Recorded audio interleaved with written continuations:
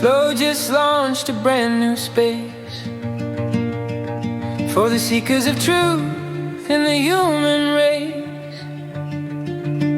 If you got a voice that needs to be heard, or you're waking up and finding your words, from Robert Monroe to the far out skies,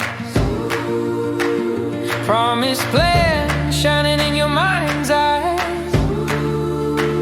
Presenters rising, stories unfold with wisdom from the brave and bold. She's got a solution, so come on through. YouTube's calling for the realest of you. From L exec to Mark Devlin's mic, she's building something the system won't like. So click that link, let the spirit move. Flo's got a channel and it's in the groove. Interviews roll like cosmic waves, with Alan or Salisbury sharing the wave. Patrick Henderson dropping truth bombs, while Greg Garrett sings freedom songs. Black Goose, sentient oil and more, with Miles Johnston cracking the core. Samantha Pilbeam says time to clean up, while healing hearts that the world messed up. She's got a solution, it's clear and true, guided by purpose and soul-tuned view. For the empath warriors, the deep space minds, this is the channel where you light a line. So hit that bell, let the vibes begin. Flows open portals, dive right in. Please like, subscribe, and share the love. The truth's not dead, it just rose above. Solutions here, and the seeds are sown. Flo lit the path now, reclaim your own.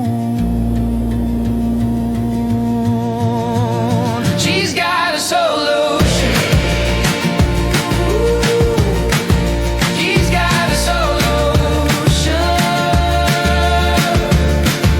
He's got a solution.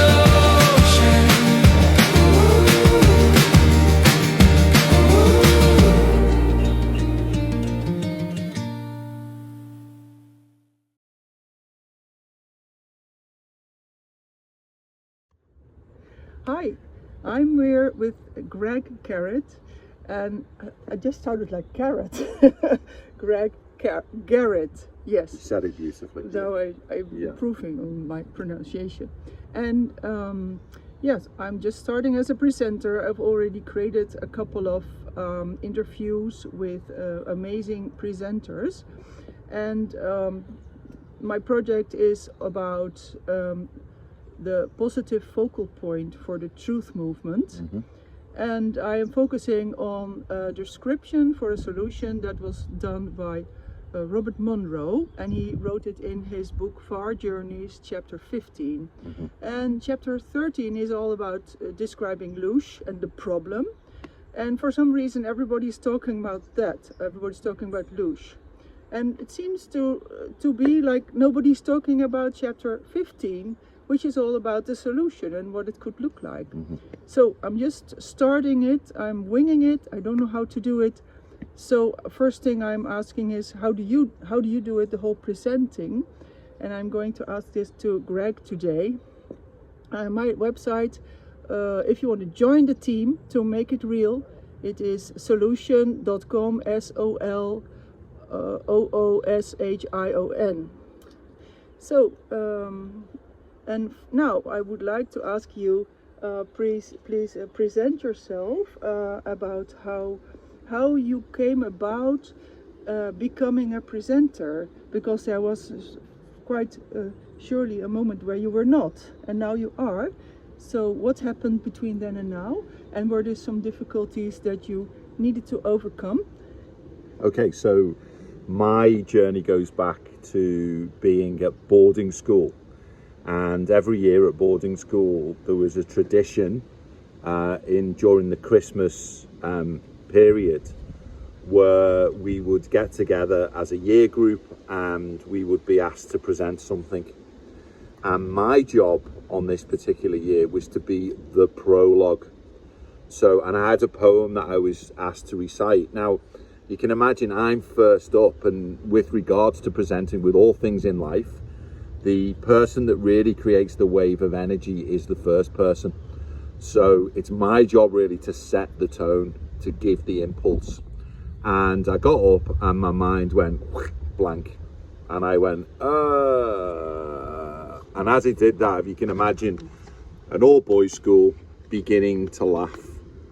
And as I stood there, I began to sweat, basically melt like a candle, until such a point I was completely jammed and petrified. Now, the interesting thing is I was 11 years of age, and I can recite that piece now today. They tell me that it's a tradition to start off a panto in verse. So forgive my peculiar position, at least it can't get any worse. If you're wondering why I look more like a tree than a log, because I'm supposed to be the prologue, and as most visual puns go, that's bad. So this gives you an insight into understanding the capability of the beautiful resource that we've got, which is the godly gifts that we have been given. And in fact, when we just allow the information to flow, we are in flow. And I haven't remembered that moment. Maybe 5 years ago is the last time I thought of it. So it shows you that all of the information is always available. It's always there, which is another insight into the Akashic records. Because if we can relax sufficiently, it's not just about me remembering when I was 11 years of age. It's about me remembering past lives. Wow. Okay. Yes. Well, I want to ask another aspect about presenting. Is actually no. I'm also curious. How did you go from that moment about presenting to the current day? Okay. Like, what were your steps? Yeah. So it's interesting because with all things in life, we often forget it's a process. And we'll often hear people saying, oh, it's all right for Flo, or it's all right for Greg. And people in their imaginations then project the fact that it's all right because they've made something up. Whereas in fact, it was a process. So I find myself quite often putting myself in situations that challenge me. And actually challenges are good for us as human beings. And we're called in our lifetime to learn to overcome the challenges, and in that way to develop inner attitudes. So it might be that we're being called to be courageous. It might be that we're being called to be focused. It might be that we're being called to improve our memory. So I've gone through many uncomfortable and unfortunate and difficult presentations, all of which lead to who I am today, being here, talking to you, talking to the camera, and being able to share with a smile on my face an incredible journey, which is the journey of Greg that brings me into the here and now. So I would encourage anyone who's considering public speaking, standing on stage, maybe reciting poetry, singing, whatever that is, to just get up and to start doing it, to shine the light of awareness onto yourself, to appreciate these inner elements that need to be polished, cleaned, perfected, and just get on with the job, which is bringing the brilliant you into the foreground of your life. Yeah, well, yes, and there's a scary part in there, but if you can get through it, it's doable. So another aspect of presenting is the tech. So the hardware that you need if you want to go podcasting, the microphones, and also the software that you perhaps use to edit or to talk online with people. So what can you tell us about that? Okay, well, my partner Samantha laughs because I'm known as one take Greg. So I tend to, I wouldn't say always, but the majority of the time do things in one go.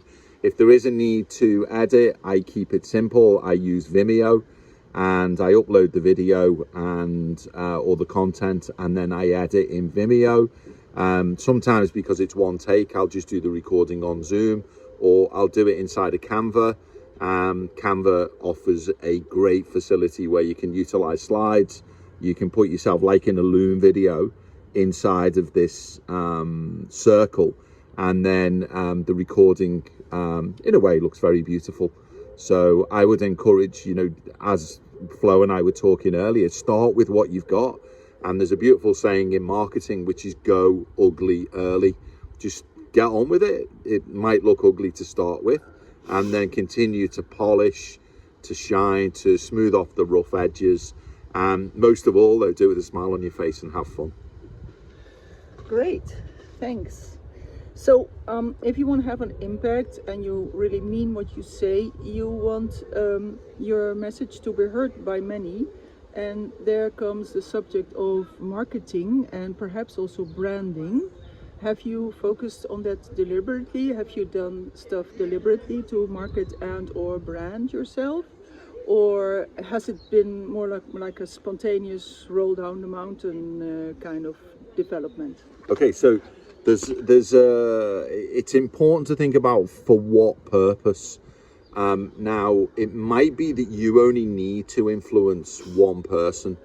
It could be the requirement is for you to be a catalyst for something far greater. The challenge that we've got is that the mind, when we tune into the mind, it'll delude us, it'll lead us astray, it'll create misdirection, and that's where we get stuck in sadness, anger, fear, guilt. Whereas when we can learn to communicate through the heart, we allow the wisdom of the heart to ripple out. And so the heart knows things the mind knows nothing of. And this is a really important teaching, a yogic teaching, where we gain the inner realization that it's really about heart-based communication, and the right people will show up. If you force it, you may find yourself communicating a message to the wrong audience, which can have karmic effects and karmic consequences. So the important thing is to be in flow, to align yourself with the resonance, to tune in, and therefore to accept the audience that is put in front of you. And in being accepting and aligning, the right people will get the right message at the right time. Yeah, wow, yeah. In fact, I hear that message from a lot of presenters. They say just come from the heart and do nothing else, and it will unfold. So another aspect of presenting is finance. If you put a lot of energy in it, at the end of the day, you do need to eat. What can you share about how are you handling the money, the subject of money? Okay, so on my channel at the moment, you'll find me on School, which I'll share later. Yeah. Then I am on a journey to go from 0 to £1 million. And actually the journey from 0 to £1 million, I'm recording fully, I'm scrutinizing in detail, and I'm encouraging people to come along on the journey with me. Now, not in the sense of people going from 0 to 1 million, in terms of people going from 0 to 1. And that could be someone going from unhappiness to happiness, someone going from sadness, which is their 0, to joy, which is their 1. The important thing, as you learn from my journey with public speaking, is to begin to take steps, to begin to undertake the process. And with each iteration, with each step, we create a feedback loop. Now, for me, I have been studying not just business, which I did for 30 years. I've also studied the yogic path. So I bring together business and yogic principles. And you may be interested or fascinated to know that there's a client that I'm working with at the moment, and I have the ability to make the £1 million, probably inside of a 12-month period. If you're curious and you want to see more, then come along and follow the journey, and all the numbers will be disclosed as well. And therefore, in this way, I can create what's known as karma yoga. So I can give of myself, because the resource called money is being given to me in another way. And we need to stop this linearity of, oh, I need to podcast in order to make money. No, not at all. If we're open to the real purpose, the true nature, the Dharma, as it's often referred to, then by embracing our Dharma, embracing our purpose, tuning in through the heart, all of the fiscal resources that are needed will be given to us. Excellent. So the final topic on becoming a presenter I want to mention now, and then afterwards I would like to talk about your school community, how you approach that. But also there is something that when you speaking on a conference, there you have the direct interaction with followers and or fans. And they, I noticed when I was in other conferences that sometimes presenters kind of shut down because there's too much coming at them. And also I notice even in myself that I sometimes do get starstruck, and I'm kind of blocked to just connect with the presenter as a human. So what are your thoughts on that subject? Okay, so we all have aspects of ourselves that we're working through. And a great piece of advice when, let's say, communicating with an audience is to remember that we're all human beings. And a tip that was given to me is imagine the audience is naked.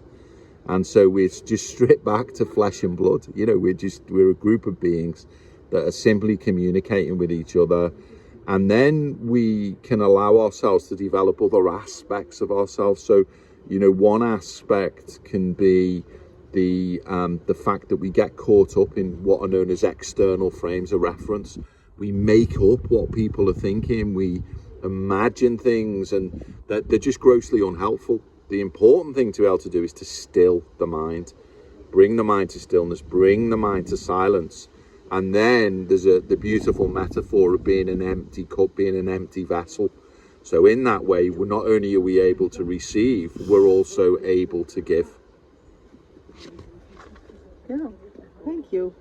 So the first time I met you, it was in a workshop with Samantha Pilbeam, who's your partner. Yeah. And we were doing a workshop called Rebirthing. And Samantha was kind of talking us through the whole meditation process, and you were going around somehow, and then doing energy work, I guess. But I noticed I was in this rebirthing process, and then I would get stuck, and that very moment you would be there and do some kind of energy transfer, and it was incredibly spot on the moment. Then I was stuck, and then the boost of energy you gave was incredibly helpful. It was perfect, actually. And that happened probably 5 times. So if it's like that, it's not a coincidence, right? That's right, yeah. So what can you tell me about how you developed your energy work, and how you got to that incredible level of accuracy with helping others to boost themselves forward? Or how would you call that? Yeah, so the gift, we're given many gifts, and one of the gifts that I've been given is the gift, normally using words, I will enter into transformational conversations with people. And what this means is I'm helping people to look up the mountain, to open to higher aspects, qualities of themselves that perhaps have shut down, somehow hidden. And so through the use of language and voice, I can get people to think about who they're becoming, what's the future them that's calling them forward. And this can be done verbally, but it can also be done energetically by using certain energetic principles. And the key principle is being open to receive from a source greater than ourselves, An example of that is I'm one person. The source greater than me is me plus Flo. The source greater than me plus Flo is me plus Flo plus an audience. And all of a sudden, and then we could include the beautiful trees that are behind us, the energy's pouring through them. And so what we begin to open ourselves to is this incredible network of energy that we're only getting a fraction of the energy normally until we do what? We open ourselves, we expand. And through that opening and that expansion, we can then channel vast quantities of energy, which gives people the impulse to move beyond the stuck point in their lives. Wow. Well, it does sound like there's some work involved. Is that true? To get there, or should I say, attention or focus or time devoted. Like there is something you really need to do. It's not like it just happens one day. Yeah. So the key driver to it is learning to control what we call the mechanism of the mind. And in the Sanskrit texts, we come across brahmacharya, which people see as being able to control sexual energy, which is really cool if you can do that. Yet being able to control all energy, so being able to control yourself in a conversation like this, being able to control yourself when you're a presenter. And the reason people go to the sexual energy is because it seemed to be the most potent. It's the most difficult energy for people to control, yet it can also be mastered. And this then is known as conscious control of the energy. And the way that we control it eventually is through the mechanism of the mind. And this requires discipline, it requires practice. And through that discipline and that practice, beautiful saying, practice makes the master. So if you want to achieve mastery, you have to practice and be disciplined. Notice then what happens. You bring discipline into the foreground. You bring you bring practice into the foreground. You bring a dedication into the foreground. So we actually enhance ourselves as human beings as we learn to master ourselves and to master energy. Yeah, thanks. So I just recently joined your school community. It's very new, so I'm still exploring it. But what I understand is you are helping people to be very deliberate about their development. Is that true?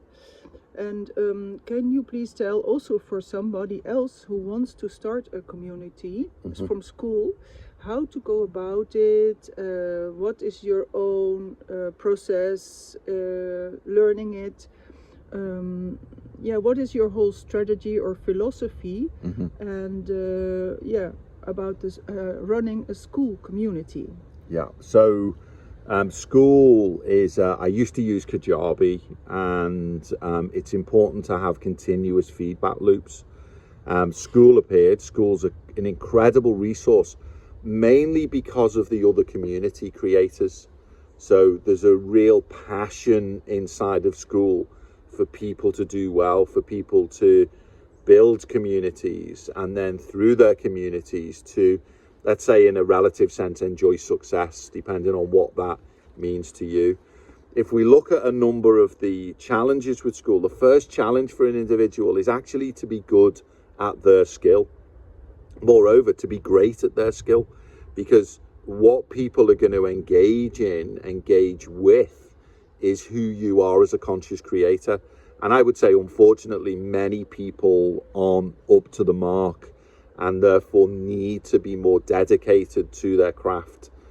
In order to be, we could imagine someone becoming an Olympic champion, that people need to put the hours in, the commitment in order to be good. So let's just say that you are good at what you do. Well, you can open a community for as little, I believe now, as $9 a month. Yeah. Inside of school, then, you set up the platform and you begin to invite people to come and share in the knowledge that you provide. Now, people will only generate wisdom by applying the knowledge. So what you're there to do is to facilitate, to teach, to share. And in school, they encourage you to be a karma yogi. What does that mean? It means that you're someone that is going to give freely. And then when there's an individual who recognizes your brilliance, then they will often reach out and say to you, is there something you can do with me one-to-one? Can you help me to become more efficient? Can you help me to speed up? Can you help me to get to my destination more quickly? Which, by the way, isn't always great. Yet you then, as a conscious creator, can exchange value where you give your skills, your abilities, your time, and they exchange money with you in order for you to take them on that journey. Now, my role inside the school and consciously is that I have a client that I work with, and that's how I generate my money. Certainly for now, I charge nothing, I give freely, I share freely, and I want people to very deliberately, as Flo said, and very consciously go on their journey from 0 to 1. That is you breaking through your challenges, your issues, moving beyond the 0, getting to 1, and then what? Rising up in consciousness. Because when you achieve the first objective, you rise again, and then you repeat. So 0 to 1, rise in terms of your level of consciousness, and then repeat. And so we keep this journey going, and you keep evolving. And as the journey goes, and as you evolve, you become more and more valuable to yourself and to the world. People will seek you out just because of who you're becoming and the vibration that you're carrying. Yeah, excellent. So I am joining your school community today, and I want to also invite you to join Greg's school community. We will post the address after this video, so you can find it. Also, you're welcome to join my school community if you're interested to actually realize the design that was described by Robert Monroe in his book Far Journeys, chapter 15. I wholeheartedly want to invite you to read it and to start spreading the idea as a positive solution. And if you have any better ideas, please share those, because if you want to solve a problem, you can deal with everything that's wrong about the situation in 10,000 different ways, but it's incredibly effective if you have a clear image of what you want the solution to look like. Right now it's a bit hard because the problem is so ubiquitous. I'm not going to go into details, but this solution described by Bob Monroe has been very well designed, and all you need to do as a creator is to focus your attention on it, and it will start to happen. And also it has been worked on for several lifetimes by a whole lot of beings, so it's not just any old flimsy idea. It's very well designed.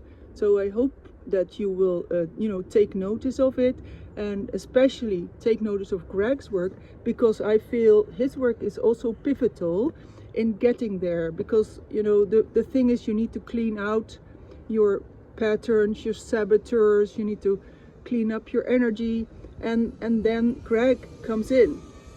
So thank you very much for your attention, and do watch the next video, and stay aware of Greg and Samantha's work, because it is outstanding.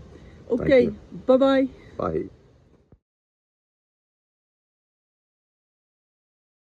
I believe I have in many insights and gifts that were given to me. So I remember turning up at the Monroe Institute, and they said, okay, have you done the listening? And the way I'd read the instruction was, you're meant to do this recording every day. And I'd got it maybe 180 days before. So I'd done it every day for 180 days. I said, I got it 180 days ago. I've done it every day for 180 days. And they were like, oh my God, no, you're only meant to do this once. So I was very well prepared when I got there. And then there's been other technology like monaural, binaural, all the different beats that I've used. There was something called Centerpoint. Yes. And I utilized their technology for a long period of time. And then eventually it leads to me meeting an enlightened master and working with him for 10 years. So that came forth out of reading Bob Monroe's books. It comes later. And then after working in the Monroe Institute on your energetic capabilities, can I say? And then you met somebody out of there who helped you further along. Not someone from there, no. No, but this kind of happened after that work that you did. Yes. I see, yeah. Excellent. And how do you see, if I mention, do you remember even chapter 15 of his book, Far Journeys? Not as if I could read it very quickly, but I don't remember it specifically chapter by chapter. Yeah, but do you remember that he was describing an earth that was a possibility? Where you drop bodies and pick bodies up and... Yes, Yeah. if you like. Well, drop body sounds a bit hard. Well, you hang them up and you exchange. Hang them up? Yeah, maybe hang up on I the don't tree. remember that. Yeah. I think you were lying ready in reballs. So the reball would protect the bodies, and you could incarnate as a human, taking one of those bodies. But well, the exchanging of bodies was the notion. I don't know if it was in the third book. Yeah, and in the yogic system, it's quite often referred to that high yogis actually utilize this ability to go and look through the eyes of a disciple to be able to look at someone else even after they've left the body. Because it's the question is, when you drop the body, it's like, well, where do you go? And it's like, well, where is there to go? You're still at one with everything. So this limitation that we create about, I am the body, I'm not the body, and the yogic path's very clear on this, but that's a whole other conversation. See. And in order to learn more, we will have to join your school community. Well, it's perhaps? probably not directly something I'm going to be teaching, because these are really advanced initiate ideas that you touch on inside of Bob Monroe's work. Yeah, it's how deeply do people choose to get into that, and the information's out there, and as we say, when the student's ready, the teacher appears. All right. So. Thank you very much. Thank you. Bye-bye. I thought I'd just wing it, I don't know, and then I thought I'll just wait until there is an opportunity, or I had no idea. I mean, if you want to realize something like this, how would you go about it? There's just no script anywhere, so I just I know I'm a creator, and I just have the image, and then I think, well, I try to start to talk with people about it, which is scary because then you look weird, of course. Or not. But then or not.